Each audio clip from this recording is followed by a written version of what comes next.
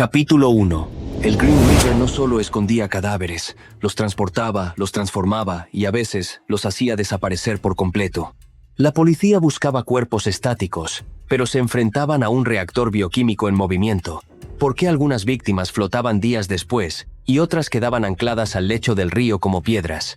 La respuesta no estaba en la intuición de los detectives, sino en una física brutal, la mecánica de fluidos y la traición de la densidad humana. Para comprender este fenómeno, debemos analizar la reología. Un cadáver no es un objeto inerte, es un cuerpo cuya densidad cambia de forma dinámica y violenta. En el instante de la muerte, tu densidad es ligeramente superior a la del agua dulce, lo que te condena a hundirte. Pero en el Green River, las corrientes de cizalladura y la turbulencia del lecho fluvial rompen todas las reglas. No es solo un río, es un sistema de transporte de energía térmica que decide qué pruebas sobreviven y cuáles se pierden para siempre. El proceso de flotación post-mortem está dictado por la producción de gases internos como el metano, el dióxido de carbono y el hidrógeno, subproductos de la descomposición bacteriana. En aguas frías y ácidas, la producción de estos gases es lenta, lo que puede mantener un cuerpo sumergido durante semanas en lo que se conoce como suspensión neutral. Si el cuerpo queda atrapado bajo troncos o escombros fluviales típico del noroeste del Pacífico, la presión hidrostática comprime los tejidos, dificultando aún más que el cuerpo salga a la superficie. Los peritos de 1982 no contaban con modelos computacionales de dinámica de fluidos para predecir dónde se depositarían los cuerpos según el caudal del río. Esto obligó a una búsqueda ciega, basada en la intuición y no en la física de sedimentación, lo que retrasó el hallazgo de víctimas clave durante meses. La serología de 1982. Reactivos y falsas certezas. Debemos diseccionar la metodología de laboratorio que se utilizó para analizar las muestras de semen y sangre recuperadas. En 1982, el estándar era la prueba de la absorción-elusión. Esta técnica buscaba detectar antígenos específicos del sistema ABO. El proceso era extremadamente delicado. Se trataba la muestra con antisueros, anti-A, anti-B o anti-H. Si los antígenos estaban presentes, se unirían a los anticuerpos del antisuero. Luego, mediante un aumento controlado de la temperatura, elusión, se rompía este vínculo y se identificaba el grupo sanguíneo. El margen de error era catastrófico debido a la degradación proteica. En un entorno húmedo como el Green River, las proteínas se desnaturalizan rápidamente. Además, existía el problema de los secretores aberrantes. Si la muestra estaba contaminada con sudor o fluidos de la propia víctima, el laboratorio podía obtener un resultado mixto que era imposible de interpretar con la tecnología de la época. Los investigadores a menudo se encontraban con resultados grupo O, que es el más común en la población mundial, lo que hacía que la evidencia fuera prácticamente inútil para descartar sospechosos de forma individualizada. Gary Ridgway, al ser un secretor del grupo O, se beneficiaba de esta invisibilidad estadística. Se perdía en un océano de millones de hombres que compartían su misma firma bioquímica básica. Microscopía óptica versus electrónica. El punto ciego de la traza. La diferencia entre capturar a Ridgway en 1982 o en 2001 radicó en la resolución de los instrumentos. En la década de los 80, los laboratorios criminalísticos de King County dependían de la microscopía óptica de luz transmitida. Estos microscopios tienen un límite de resolución física dictado por la longitud de onda de la luz visible. Podían ver fibras de ropa y cabellos, pero no podían analizar la composición química elemental de una partícula de pintura adherida a una fibra. Para identificar las esferas de pintura industrial de la planta Kenworth, se requería un microscopio electrónico de barrido con microanálisis de rayos X, SEM-EDX. Este aparato bombardea la muestra con un haz de electrones, provocando que los átomos de la muestra emitan rayos X característicos. Estos rayos X actúan como una huella dactilar química. Si se hubiera aplicado esta tecnología en 1983, los peritos habrían descubierto que las partículas en los cuerpos no eran simplemente pintura, sino una mezcla específica de imprimación de cromo y zinc utilizada exclusivamente en camiones industriales. La ciencia para condenar a Ridgway estaba disponible en laboratorios universitarios avanzados, pero el puente entre la academia y la investigación policial aún no se había construido. El sistema estaba ciego no por falta de evidencia, sino por falta de resolución. La edafología de la escena secundaria. Muchas de las víctimas no fueron halladas en el río, sino en lo que se llama escenas secundarias, en zonas boscosas adyacentes. Aquí, la ciencia protagonista es la palinología forense, el estudio del polen y las esporas. Cada rincón del bosque de Washington tiene una firma polínica única según la estación del año. Ridgway, al transportar los cuerpos en su vehículo, inevitablemente recogía esporas de los sitios de depósito y las llevaba de vuelta a su garaje o a su lugar de trabajo. Sin embargo, en la fuerza de tarea original no había palinólogos. Nadie pensó en aspirar las alfombras del camión de Ridgway en busca de polen de cedro o esporas de musgo específicas de los barrancos donde aparecían los cuerpos. La transferencia de Lockhart estaba ocurriendo en cada viaje, en cada entierro y en cada contacto, pero el sistema solo buscaba lo que podía entender: confesiones, testigos y huellas dactilares. El asesino estaba dejando un mapa botánico y químico de sus crímenes en sus propios zapatos y neumáticos, pero no había nadie capaz de leer ese lenguaje en 1984. El fracaso de la heurística investigativa. Finalmente, debemos abordar la psicología de la investigación misma. El colapso del sistema no fue solo técnico, sino cognitivo. Los investigadores cayeron en el sesgo de confirmación. Cuando Ridgway fue interrogado inicialmente y pasó el polígrafo, que analizaremos en el próximo capítulo, la mente de los detectives lo descartó automáticamente para reducir la carga de trabajo de un caso que ya era inabarcable. La administración de la fuerza de tarea se convirtió en un ejercicio de gestión de crisis de datos. Recibían cientos de llamadas al día con pistas falsas. Sin un sistema experto de triaje forense, la evidencia real sobre el empleo de Ridgway y su acceso a zonas industriales quedó sepultada bajo una montaña de folios innecesarios. La llave molecular de la que hablábamos no era solo el ADN. Era la capacidad de procesar información masiva de manera científica, una herramienta que llegaría demasiado tarde para las víctimas de la primera ola. Capítulo 2. La falsa salida del polígrafo, 1984 hasta 1987. En la primavera de 1984, la fuerza de tarea del Green River creyó haber alcanzado el punto de resolución definitiva. Gary Leon Ridgway ya no era solo un nombre en una lista masiva de 40,000 sospechosos potenciales. Un testigo presencial lo había vinculado directamente con la desaparición de Marie Malvar. El camión de Ridgway, con sus características imprimaciones industriales, había sido identificado en el lugar exacto del último avistamiento. Bajo la presión asfixiante de un caso que acumulaba cuerpos sin nombres, la policía recurrió a la psicofisiología forense. Sentaron a Ridgway frente a un polígrafo de última generación para la época. En la cultura popular, esta máquina se conoce erróneamente como el detector de mentiras. Sin embargo, en la bitácora forense, debemos llamarlo por su nombre técnico riguroso: un registro multicanal de respuestas del sistema nervioso autónomo. El polígrafo no lee pensamientos ni detecta el pecado. Mide el miedo instintivo a ser detectado a través del eje hipotalámico hipofisario adrenal. Anatomía de un error. Los canales del polígrafo. Para entender por qué Ridgway venció a la máquina, debemos diseccionar los sensores que lo monitoreaban. El primer canal es la neumografía. Se colocan dos tubos neumáticos alrededor del pecho y el abdomen para medir la frecuencia y profundidad de la respiración. Cuando una persona miente bajo presión, suele ocurrir una supresión respiratoria o una escalera en el gráfico, ya que el cerebro intenta conservar oxígeno para una posible huida.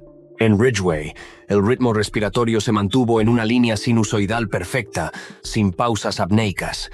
El segundo canal es la actividad electrodérmica, EDA. Dos electrodos en los dedos índice y anular aplican una corriente imperceptible para medir la conductancia de la piel. El sudor rico en electrolitos aumenta la conductancia ante una amenaza percibida. Este es el sensor más difícil de engañar, ya que las glándulas sudoríparas ecrinas están controladas directamente por el sistema simpático. Sin embargo, Ridgway presentaba una hiporreactividad galvánica característica de ciertos perfiles sociopáticos, donde el estímulo de una pregunta sobre un asesinato no disparaba la liberación de acetilcolina necesaria para activar el sudor. El tercer canal es el esfigmomanómetro, que registra la presión arterial y el pulso. El manguito inflado en el brazo de Ridgway buscaba detectar el reflejo de orientación. En un sujeto normal, la pregunta ¿mató usted a Marie Malvar? provocaría una vasoconstricción periférica y un aumento de la presión diastólica. Pero las agujas mecánicas sobre el papel térmico apenas mostraron oscilación. Ridgway respondió con una calma monótona que el sistema procesó informáticamente como veracidad. Neurobiología de la psicopatía primaria. Desde una perspectiva de neurociencia forense, este fue el error metodológico más costoso de la década. La ciencia moderna explica esta anomalía a través de la desconexión funcional de la amígdala y la corteza prefrontal ventromedial. En sujetos como Ridgway, el sistema de alerta temprana del cerebro, la amígdala, no procesa el riesgo social o moral de la misma forma que un cerebro neurotípico. Para él, el acto de matar no estaba asociado a un conflicto ético, sino a una función técnica y predatoria. Al no experimentar la culpa del mentiroso, no había respuesta autonómica que la máquina pudiera transformar en señal. Pasó la prueba sin incidentes, y este fallo permitió que un depredador activo fuera catalogado como limpio. Si este nivel de detalle sobre la neurofisiología criminal te resulta útil para entender por qué fallan las investigaciones, suscríbete a La Bitácora Forense. Activa la campana para no perderte el análisis de la revolución del ADN en el siguiente bloque. La ceguera institucional y el sesgo tecnológico. El resultado generó una ceguera institucional. En criminología, esto ocurre cuando una prueba técnica con aura de infalibilidad desvía la atención de evidencias físicas sólidas. Ridgway fue liberado y su expediente movido al fondo del archivo. Los investigadores razonaron que, si la tecnología no detectaba estrés, él no podía ser el agresor. Esta es la falacia recurrente de confiar en un método interpretativo que depende del estado mental del sujeto sobre el método material. Mientras tanto, la tecnología de identificación dactilar automática, AFIS, aún estaba en pañales y no estaba integrada para cruzar sus huellas con escenas de otros estados. 1987. El Arca de Noé biológica. Sin embargo, en 1987, en un último esfuerzo de previsión científica, la policía obtuvo una orden para recoger su saliva. En aquel momento, el análisis de ADN STR no existía. Lo que hicieron los peritos fue un frotis bucal para recolectar células epiteliales. Ese tubo de ensayo se convirtió en una cápsula del tiempo biológica. Aquí es donde la química de la preservación juega su papel principal. El ADN es una molécula robusta gracias a su estructura de doble hélice y sus enlaces fosfodiéster, pero es vulnerable a la hidrólisis y a la oxidación. La principal amenaza en 1987 era la nucleasa, una enzima presente en las bacterias que fragmenta las cadenas de nucleótidos. Si el laboratorio hubiera sellado el tubo con humedad residual excesiva, el crecimiento fúngico habría devorado el código genético de Ridgway en meses. La muestra sobrevivió gracias a la estricta cadena de custodia y al almacenamiento en condiciones de baja humedad, desecación, lo que congeló los procesos enzimáticos. El mapa químico del pintor. La anomalía central seguía presente, aunque ignorada. El entorno laboral de Ridgway gritaba lo que el polígrafo callaba. En la fábrica de camiones Kenworth, él manejaba diariamente solventes como el xileno y el tolueno, y pinturas de alta viscosidad. Estos componentes tienen una persistencia extraordinaria en las cutículas del cabello debido a su afinidad con la queratina. Los peritos de finales de los 80 notaron microesferas de vidrio en los cuerpos. Estas esferas se añaden a la pintura vial y de camiones para retrorreflejar la luz. Aunque Ridgway lavaba su camioneta con una frecuencia maníaca, una contramedida forense para eliminar fibras de alfombra, no podía eliminar las partículas microscópicas de pintura que se incrustaban en las costuras de los asientos. La ciencia de la comparación de materiales era limitada. Podían decir que la pintura era consistente con la de la fábrica, pero no tenían el rigor estadístico para decir que solo podía venir del equipo de Ridgway. El sistema tenía la pieza del rompecabezas, pero no el pegamento científico para fijarla. El silencio de los inocentes y la entropía del caso. El polígrafo de 1984 fue una cortina de humo que permitió que Ridgway matara durante años adicionales. La fe ciega en la psicofisiología falló porque intentó medir la conciencia en un hombre que carecía de ella. El caso se enfrió. La fuerza de tarea fue desmantelada gradualmente por falta de resultados y presupuesto. Los detectives originales se jubilaron y el caso del Green River se convirtió en una leyenda urbana de terror y fracaso policial. Pero en la oscuridad de una sala de evidencias refrigerada, el tubo de saliva de 1987 seguía esperando. No era solo agua y células, era una secuencia de bases nitrogenadas, adenina, timina, citosina y guanina que contenía la firma del asesino. Esperaba la invención de la reacción en cadena de la polimerasa, PCR por Kary Mullis, que permitiría amplificar esa muestra degradada. Esperaba el día en que la biología molecular fuera finalmente capaz de otorgar justicia a las que ya no tenían voz, demostrando que mientras el cerebro del psicópata puede engañar a una máquina de ritmo cardíaco, sus células no pueden mentirle a un secuenciador genético. Capítulo 3. La revolución del ADN STR y el arresto. 1990 hasta 2001. Durante la década de los 90, la investigación del Green River entró en lo que los detectives llaman el invierno de los datos. El presupuesto de la fuerza de tarea se redujo drásticamente y el rastro de Gary Ridgway estaba cubierto por el polvo de los archivos. El sistema parecía haber aceptado la derrota ante un depredador que no dejaba huellas dactilares legibles. Sin embargo, fuera de las comisarías, en los laboratorios de biología molecular, se estaba gestando el arma definitiva que cambiaría la historia de la criminalística mundial. La bioquímica de la esperanza. El impacto de la PCR. Hasta ese momento, el análisis de ADN, basado en técnicas como el RFLP, requería muestras biológicas masivas, frescas y no degradadas. Pero en 1993, el premio Nobel Kary Mullis revolucionó la ciencia con la reacción en cadena de la polimerasa, o PCR. Debemos entender la magnitud de este avance. La PCR es el equivalente biológico a una fotocopiadora de alta velocidad capaz de trabajar con un original borroso. La técnica utiliza ciclos de temperatura para desnaturalizar el ADN, separar las dos hebras, hibridar cebadores, marcar el inicio de la secuencia y extender la cadena mediante una enzima llamada Taq polimerasa. Esta enzima, extraída de bacterias que viven en fuentes termales, es capaz de resistir el calor extremo sin desnaturalizarse. Para el caso de Ridgway, esto lo cambiaba todo. Aquel tubo de saliva recolectado en 1987, que bajo los estándares de los 80 era una muestra muerta por su escaso volumen y degradación enzimática, ahora contenía un tesoro de información legible que podía ser amplificado millones de veces en cuestión de horas. El código de barras humano. Tecnología STR. En 2001, el Laboratorio de Delitos de la Patrulla del Estado de Washington decidió aplicar la tecnología de repeticiones cortas en tándem, conocida como STR. Para la bitácora forense, es crucial entender la recompensa cognitiva de este método. El ADN humano es idéntico en un 99,9% entre todas las personas. Lo que busca el análisis STR es el 0,1% restante, ubicado en las regiones no codificantes del genoma. En estas regiones, existen secuencias cortas de nucleótidos, como GATA, que se repiten una tras otra. El número de veces que esa secuencia se repite varía enormemente entre individuos. Los peritos ya no buscaban una mancha o una coincidencia visual subjetiva. Buscaban una coincidencia numérica discreta. Procesaron la saliva de Ridgway a través de un secuenciador capilar de fluorescencia.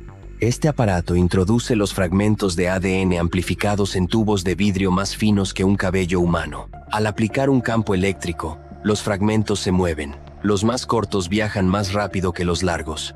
Un láser detecta el momento exacto en que cada fragmento pasa por una ventana de lectura, generando un electroferograma, un gráfico de picos donde cada pico representa un alelo específico en un locus genético determinado. Si te apasiona cómo la tecnología de vanguardia resuelve los enigmas más oscuros de la historia, suscríbete ahora. En la Bitácora Forense diseccionamos la ciencia que hace que ningún crimen sea perfecto. Tu apoyo impulsa nuestra investigación técnica. La infalibilidad de la bioestadística. La expansión técnica del análisis STR permitió una precisión estadística sin precedentes. Cuando los científicos compararon el perfil de la saliva de Ridgway con el semen recuperado de las víctimas Marcia Chapman y Cynthia Hinds en 1982, los picos del electroferograma encajaron con una perfección matemática absoluta. Aquí entra en juego la probabilidad de coincidencia al azar, Random Match Probability. Al analizar los 13 loci originales del sistema CODIS, la probabilidad de que ese perfil perteneciera a otra persona que no fuera Gary Ridgway era de 1 en 1 billón. Para poner esto en perspectiva científica, la población mundial en 2001 era de apenas 6,000 millones de personas. La estadística Dictaba que no existía otro ser humano en la Tierra con ese perfil, ni lo habría en miles de años de historia humana. La llave molecular finalmente había girado y el anonimato de Ridgway se evaporó ante la fuerza de la probabilidad combinatoria. Espectrometría de masas, la firma de Kenworth. Pero el ADN no fue el único verdugo tecnológico. La química analítica había evolucionado hacia la espectrometría de masas acoplada a cromatografía de gases, GCMS. Esta técnica permite identificar la composición química exacta de una partícula microscópica analizando su relación masa-carga tras ser ionizada. Los peritos retomaron las microesferas de pintura encontradas en la ropa de las víctimas Marcia Chapman, Opal Mills y Cynthia Hinds. El análisis reveló una firma química altamente específica, una mezcla de polímeros de uretano y resinas alquídicas junto con esferas de vidrio de silicato de bario utilizadas para dar reflectividad extrema. Esta formulación exacta era una mezcla propietaria que la planta de camiones Kenworth utilizó en Seattle únicamente durante un periodo específico en los años 80. El círculo se cerró de forma binaria y multidisciplinar. La biología lo ubicaba físicamente sobre el cuerpo de las víctimas y la química industrial lo vinculaba con su puesto de trabajo diario. La anomalía del polígrafo de 1984, basada en la subjetividad de un cerebro psicopático, fue finalmente aplastada por el peso de la evidencia empírica molecular e industrial. El arresto, una detención clínica. El 30 de noviembre de 2001, la ciencia salió del laboratorio para entrar en la calle. Gary Leon Ridgway fue interceptado al salir de su turno en la fábrica. No hubo una persecución dramática. Fue una detención clínica basada en un informe de laboratorio de 20 páginas que era en la práctica una sentencia de muerte técnica. Cuando Ridgway entró en la sala de interrogatorios, los detectives ya no intentaban quebrarlo emocionalmente, simplemente colocaron frente a él los electroferogramas. Le mostraron que sus alelos genéticos eran los mismos encontrados en mujeres asesinadas casi 20 años atrás. La ciencia le había arrebatado su capacidad de mentir. Ante la evidencia de ADN, Ridgway comprendió que la era del engaño había terminado. Sin embargo, el desafío forense se expandió. ¿Cuántas más? Para evitar la ejecución, aceptó el acuerdo de culpabilidad, convirtiéndose en el guía de una de las operaciones de recuperación de restos más grandes de la historia. La corroboración material y el ADN mitocondrial. El proceso de confesión fue vigilado por una regla científica estricta. Ninguna palabra de Ridgway sería aceptada sin corroboración material. Aquí, la arqueología forense y la genética de restos degradados tomaron el relevo. Muchas víctimas eran ahora solo fragmentos óseos expuestos a la intemperie durante 2 décadas. El ADN nuclear, el del STR, se degrada con la radiación UV y la humedad, fragmentándose en pedazos demasiado pequeños para ser leídos. Fue entonces cuando entró en juego el ADN mitocondrial, ADN-MT. A diferencia del ADN nuclear, que es lineal y frágil, el mitocondrial es circular y se encuentra en miles de copias dentro de cada célula, en las mitocondrias. Se hereda exclusivamente por vía materna, lo que permite comparar restos óseos antiguos con muestras de saliva de madres o hermanos de víctimas desaparecidas. Esta técnica permitió identificar a mujeres que Ridgway había intentado borrar de la existencia, transformando huesos anónimos en identidades con nombre y apellido. El triunfo de la materia sobre la mente. La captura del asesino del Green River marcó el fin de la era de la sospecha y el nacimiento de la era de la certeza molecular. Ridgway, el hombre que lavaba su camión con obsesión para borrar microfibras, descubrió que no podía lavar el interior de sus propias células. La materia invisible, microscópica y persistente había triunfado sobre la mente criminal. El caso demostró que el tiempo no es un aliado del asesino, sino del científico. Cada año que Ridgway pasaba en libertad, la tecnología avanzaba un paso más cerca de su puerta. El arresto de 2001 no fue el resultado de una nueva pista policial, sino de la maduración de la biología molecular como la herramienta de justicia más poderosa jamás creada por el ser humano. El siglo XXI había llegado para reclamar las deudas del siglo XX, y lo hacía con un lenguaje que ningún psicópata, por más frío que fuera su ritmo cardíaco, podía manipular. Capítulo 4. La arqueología del horror y el mapa de la verdad. Tras el impacto del perfil genético de 2001, la investigación entró en su fase más exhaustiva y técnicamente exigente, la validación de las confesiones a través de la arqueología forense de precisión. Bajo el acuerdo de culpabilidad para evitar la pena de muerte, Gary Ridgway comenzó a revelar la ubicación de decenas de sitios de entierro olvidados en la espesura del estado de Washington. Sin embargo, en la bitácora forense, la palabra del criminal carece de valor jurídico si no existe una corroboración material. Aquí es donde la ciencia de la estratigrafía y la antropología física tomaron el control total para transformar el testimonio en prueba irrefutable. Geofísica aplicada. El ojo electromagnético. Muchos de los sitios señalados por Ridgway habían sufrido 20 años de cambios ambientales severos. La erosión hídrica, los ciclos de congelación-descongelación y la colonización radical de las raíces del bosque habían camuflado las fosas. Para localizar los restos en un entorno tan alterado, se aplicaron técnicas de prospección geofísica de vanguardia, destacando el georradar de penetración terrestre, GPR. Esta tecnología no es una cámara, sino un emisor de pulsos electromagnéticos de banda ultra ancha. El GPR mide la reflectividad dieléctrica del subsuelo. Cuando el suelo es excavado y rellenado, su densidad y porosidad cambian permanentemente respecto a la matriz de suelo virgen circundante. Estas variaciones crean anomalías de hipérbola en el radar. Incluso después de 2 décadas, el relleno de la fosa retiene la humedad de forma distinta, lo que permite a los geofísicos mapear la geometría exacta de la fosa antes de tocar una sola pala. Al excavar, los antropólogos buscaban el moteado de la tierra, una señal visual donde los horizontes orgánicos oscuros se mezclan con las arcillas profundas, rompiendo la secuencia geológica natural y confirmando la intervención humana. Bioquímica de la degradación, la lucha contra el pH. La recuperación de restos óseos después de 20 años en el suelo de Washington es un desafío bioquímico extremo. Debemos entender la tafonomía, el estudio de lo que sucede con un organismo tras su muerte. El pH del suelo en esta región es predominantemente ácido debido a la descomposición de agujas de coníferas que liberan taninos. Esta acidez acelera la desmineralización ósea mediante la disolución de la hidroxiapatita, el cristal de fosfato de calcio que da rigidez al hueso. En este proceso, el colágeno, la matriz proteica del hueso, queda expuesto a la degradación por colagenasas bacterianas. Cuando el calcio y el fósforo son lixiviados por la humedad constante, el hueso se vuelve quebradizo, adquiriendo la consistencia del cartílago seco. En muchos casos, los tejidos blandos habían desaparecido por completo, eliminando la posibilidad de obtener ADN nuclear STR de alta calidad. Fue necesario recurrir a la genética mitocondrial, ADN-MT. A diferencia del ADN del núcleo, las mitocondrias poseen un genoma circular robusto protegido por una doble membrana lipídica. Al haber miles de copias por célula, las probabilidades de recuperar una secuencia íntegra en huesos degradados aumentan exponencialmente.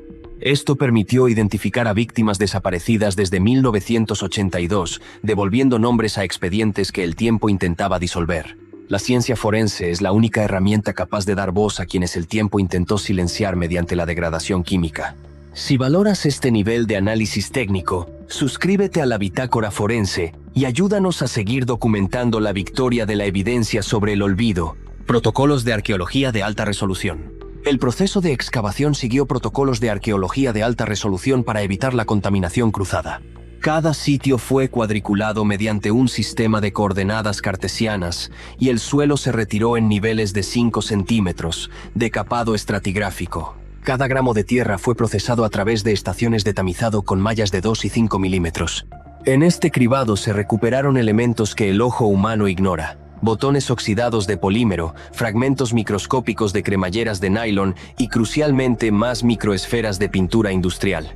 La persistencia de estos materiales sintéticos es asombrosa desde el punto de vista de la toxicología forense.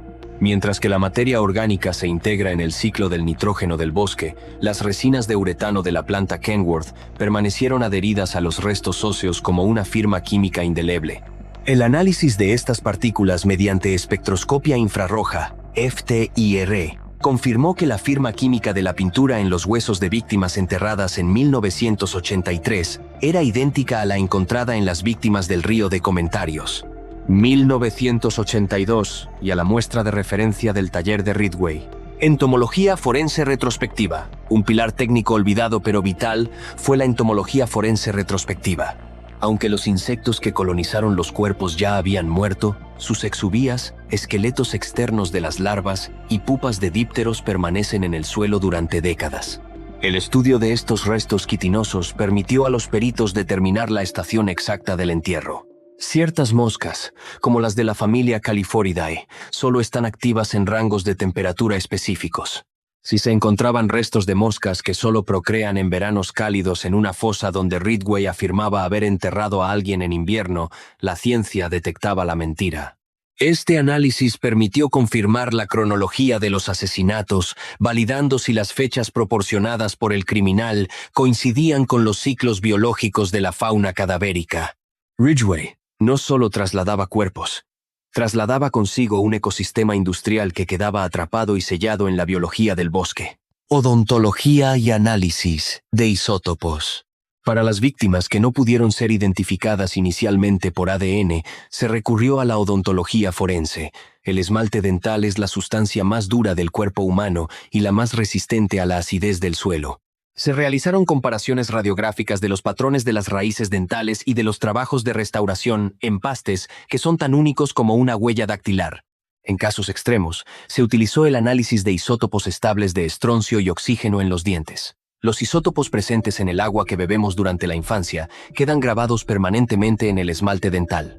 Esto permitió a los científicos determinar la zona geográfica donde crecieron las víctimas no identificadas, reduciendo el área de búsqueda de sus familias a estados específicos fuera de Washington.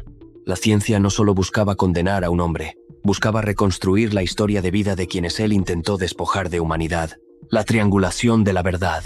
Esta triangulación geoespacial entre el sitio de entierro, la biología de la víctima, isótopos y ADN-MT, y la química de la fábrica, pintura y solventes, fue el pilar que hizo que las confesiones de Ridgway fueran legalmente inatacables. La fiscalía no dependía de la memoria de un asesino que a menudo sufría de lapsos o intentaba manipular el proceso, sino de la coincidencia exacta entre la geología, la química de polímeros y la genética. Cada fosa encontrada se trataba como un experimento científico controlado. Si Ridgway decía haber dejado un cuerpo cerca de un árbol caído hace 20 años, y el GPR detectaba una anomalía, y el tamizado revelaba pintura de Kenworth junto a restos identificados por ADN-MT, la probabilidad de error se reducía a cero. Al final, fue la tierra la que guardó los secretos de Ridgway bajo capas de sedimento y raíces, y fue la arqueología forense la que supo decodificar ese lenguaje material para cerrar uno de los capítulos más oscuros y técnicamente complejos de la criminalística moderna. La justicia ya no era una cuestión de retórica judicial, sino de validación física del terreno. Capítulo 5. El cierre institucional y el legado de la justicia molecular. El 18 de diciembre de 2003, el proceso contra Gary Leon Ridgway alcanzó su conclusión inevitable en un tribunal del condado de King. En la bitácora forense, analizamos este evento no como un simple cierre mediático, sino como la consolidación definitiva de un expediente científico que cambió para siempre la historia de la criminalística global. Ridgway fue condenado por 48 cargos de asesinato agravado, la cifra más alta para un asesino serial en la historia de los Estados Unidos hasta ese momento. La sentencia de 48 cadenas perpetuas consecutivas, sin posibilidad de libertad condicional, marcó el fin del invierno de los datos. Pero el verdadero legado de este caso no reside únicamente en la condena de un depredador, sino en la transformación radical de los protocolos de preservación de evidencia y el nacimiento de la justicia basada en la bioestadística avanzada. La revolución de la preservación, el ADN como entidad dinámica. Este caso demostró una verdad fundamental que hoy rige los laboratorios de todo el mundo. Una muestra biológica considerada inservible bajo la tecnología de una década, puede convertirse en la prueba reina en la siguiente. Gracias a la lección del Green River, los laboratorios forenses internacionales implementaron normativas estrictas de criopreservación y control de humedad relativa, deshumidificación para el almacenamiento a largo plazo. Se comprendió que el ADN no es una prueba estática, sino una fuente de información que se actualiza con cada salto generacional en la secuenciación. La transición del análisis de RFLP, polimorfismo de longitud de fragmentos de restricción al STR, y posteriormente a la secuenciación de nueva generación, NGS, permite hoy realizar lo que en 1982 era ciencia ficción. búsquedas familiares y fenotipado genético. Hoy, en 2026, podemos predecir el color de ojos, la pigmentación de la piel y el origen biogeográfico de un sospechoso a partir de una mancha de sangre seca de hace 40 años. Ridgway fue el catalizador que obligó a las instituciones a entender que la evidencia física debe custodiarse con la mirada puesta en el futuro tecnológico, no solo en la capacidad del presente. Bioestadística y el estándar de oro judicial. Desde una perspectiva de bioestadística forense, el caso Ridgway estableció el estándar de oro para la certeza más allá de la duda razonable. La probabilidad de coincidencia al azar, calculada en 1 en 1 billón para sus perfiles, transformó el lenguaje de los tribunales. Los jueces y jurados ya no dependen de la interpretación subjetiva de un experto en balística o de un analista de caligrafía. La justicia se ha vuelto numérica. Esta precisión obligó a los sistemas judiciales a aceptar que la evidencia biológica tiene un peso probatorio superior a cualquier testimonio humano. El polígrafo y el perfilado conductual que dominaron los años 80 fueron relegados a su función correcta, herramientas de orientación investigativa y de descarte preliminar, pero nunca pilares de una condena. La ciencia aprendió, a través del error de 1984, que la memoria humana es maleable y que la fisiología puede ser manipulada por sujetos con trastornos de la personalidad o hiporreactividad autonómica, pero que la secuencia de nucleótidos es una constante física inalterable que no entiende de coartadas ni de carisma. Si has llegado hasta aquí, formas parte de una audiencia que busca comprender la realidad a través de los datos y la ciencia. Suscríbete a la Bitácora Forense para explorar más casos donde la tecnología molecular reescribió la historia judicial. Tu apoyo es fundamental para mantener este rigor informativo. CODIS y la interconectividad global. El caso del Green River fue el impulso definitivo para la maduración de CODIS, Combined DNA Index System. Antes de este caso, las bases de datos eran locales y fragmentadas, lo que en teoría de sistemas llamamos islas de información. La necesidad de cruzar el perfil de Ridgway con miles de restos no identificados obligó a la creación de una arquitectura de red que hoy permite a un laboratorio en Washington comunicarse en tiempo real con uno en Florida o incluso con bases de datos internacionales de Interpol. El cruce sistemático de perfiles mitocondriales entre restos óseos recuperados en el bosque y muestras de referencia de familiares de personas desaparecidas permitió cerrar círculos de dolor que llevaban abiertos más de un cuarto de siglo. La justicia molecular no solo se encargó de castigar al agresor, su función más humanitaria fue la restitución de la identidad. Al devolver nombres a las víctimas del Green River, la ciencia forense actuó como una herramienta de reparación social, permitiendo que los registros oficiales pasaran de Jane Doe a nombres con historia, dignidad y descendencia. Genealogía genética, la nueva frontera. El legado de Ridgway se extiende a la técnica que hoy domina los titulares: la genealogía genética investigativa, IgG. Si Ridgway hubiera cometido sus crímenes hoy, no habríamos esperado 20 años. Utilizando bases de datos genealógicas públicas y análisis de SNPs, polimorfismos de nucleótido único, los genealogistas forenses pueden rastrear a un sospechoso a través de sus primos lejanos. Esta técnica, que resolvió el caso del asesino del Golden State, es la evolución directa de la persistencia que se aplicó en el Green River. Estamos pasando de buscar al asesino en una base de datos de criminales a buscarlo en el árbol genealógico de la humanidad entera. Ética y privacidad genómica en 2026. Sin embargo, este poder tecnológico trae consigo dilemas éticos profundos que Ridgway nunca imaginó. La captura del asesino abrió un debate que continúa hasta hoy en 2026. ¿Quién es dueño de nuestra información genética? Si una muestra de saliva de 1987 puede ser usada décadas después con tecnologías imprevistas, los límites del consentimiento se vuelven borrosos. En el caso del Green River, la respuesta institucional fue clara. El interés de la justicia y la seguridad pública prevalecen cuando la evidencia se obtiene bajo el debido proceso. Pero este equilibrio entre los derechos individuales a la privacidad genómica y el poder revelador del ADN es el cimiento de la legislación forense moderna. La Bitácora Forense sostiene que la transparencia en el uso de estos datos es la única forma de mantener la confianza pública en la ciencia criminalística. La gestión del Big Data Forense. El caso Ridgway también fue pionero en lo que hoy llamamos Big Data Forense. El manejo de más de 10,000 pistas, miles de sospechosos y gigabytes de perfiles genéticos requirió el desarrollo de algoritmos de coincidencia que hoy son la base de la inteligencia artificial aplicada a la investigación. La transición de las tarjetas perforadas de 1982 a los servidores en la nube de hoy fue acelerada por la necesidad de no volver a perder a un sospechoso por un error de sintaxis o una base de datos mal indexada. Hoy, los sistemas aprenden de los patrones de movimiento, trabajo y comportamiento para predecir zonas de riesgo, una lección aprendida del mapa de The Strip y la Pacific Highway South. El triunfo de la paciencia metódica. Al final del camino, el caso del Green River cerró un ciclo donde la tecnología finalmente alcanzó y superó a la maldad metódica. Gary Ridgway, el hombre que pensó que el agua del río, el suelo ácido y el paso de las estaciones disolverían su responsabilidad, descubrió que su propio código genético era un testigo eterno e insobornable.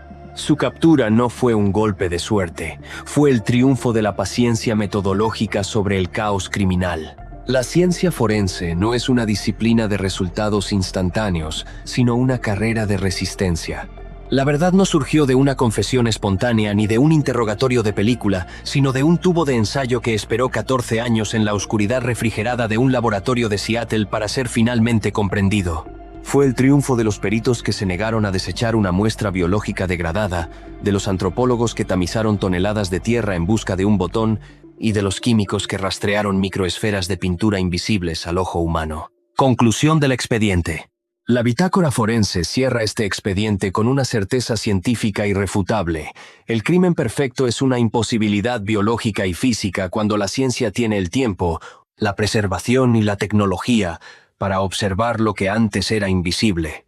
Gary Ridgway dejó de ser el asesino del Green River para convertirse en el caso 822000001, un conjunto de datos analíticos que demostraron que la justicia puede tardar, pero si la evidencia se preserva, la verdad es inevitable.